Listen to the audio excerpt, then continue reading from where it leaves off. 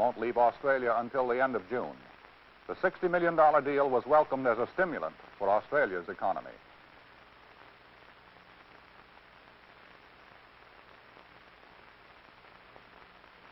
From Canada, too, wheat has started moving toward communist China. One purchase, 40 million bushels for $60 million. That was enough to make China Canada's third best customer for wheat. Again, a Greek freighter took on the first cargo, 13,000 tons in Prince Rupert, British Columbia. China can look only to Canada and Australia for wheat. Russia has none to spare and herself must import from Canada. But the Soviets may be supplying China with hard currency in return for an ideological truce. The United States, the only other nation with a wheat surplus, embargoes trade with communist China. For Chinese who have fled the mainland to Macau, the days they eat are the good days. Some days they don't eat. Ration cards are inspected and stamped to bar repeaters, for the food available for distribution by the local government is spread thin, no wider than the difference between life and death. For this modicum of survival, the refugees stand and wait. They have not come for theoretical reasons. They're hungry. If there were enough to eat in China, they should have stayed. With them, they bring any receptacle they can find among the goods they have carried out of China. The single course is rice porridge.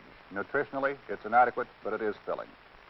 These people have come with reports of people dying in the fields, and some whisper rumors of incipient cannibalism, but never where they saw it.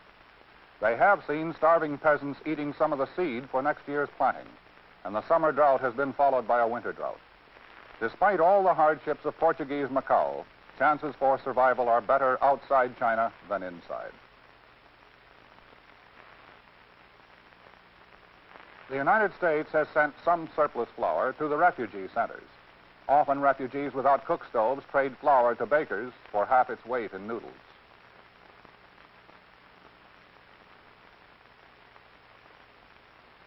As in famines past, the Chinese come from the mainland.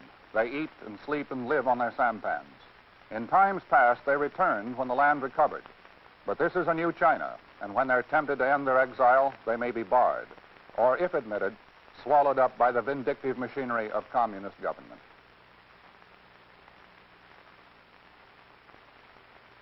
From their sampans, they can see the mountains of their homeland and the border guards with orders to kill those who would flee the mainland on foot.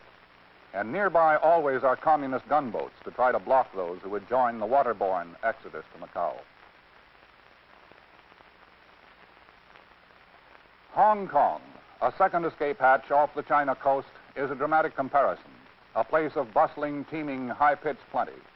The docks are alive with activity. They're the open end of the Horn of Plenty.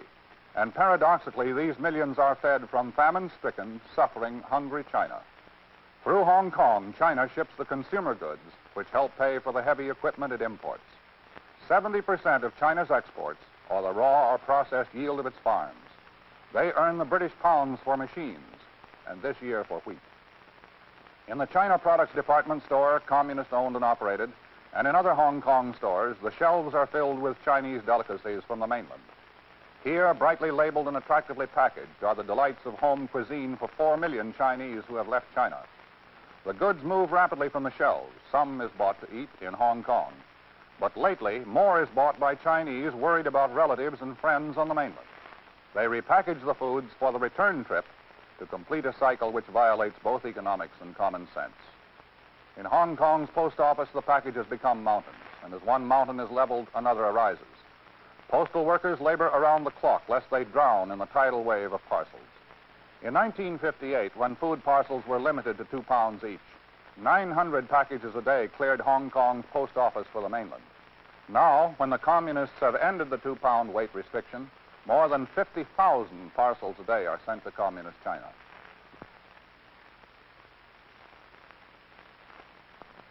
Agricultural production in China is back to the level of 1957, before the communes were instituted. And now there are 60 million more Chinese than there were then. The food parcels moving through Hong Kong are more eloquent than the official Beiping denials that there is a famine. Thus, some Chinese food makes its way back to China, having picked up some Western money on the way. On the border between Hong Kong and communist China, a non-return flow of food crosses into the British Crown colony. Under the eyes of Chinese border guards and Hong Kong colonial police, cattle cross daily to be sold in Hong Kong and slaughtered. The animals are not the sleek, fat livestock of an abattoir, but they too bring scarce, hard sterling. Ducks and vegetables also cross the bridge.